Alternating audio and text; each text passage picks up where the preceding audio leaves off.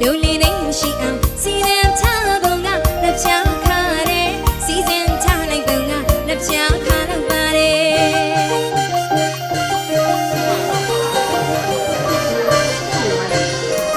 တို့အလူမကွယ်လူလေးနေရှိအောင်စီစဉ်ထားပုံကလက်ချခါတယ်စီစဉ်ထားလိုက်ပုံကလက်ချခါတော့ပါတယ်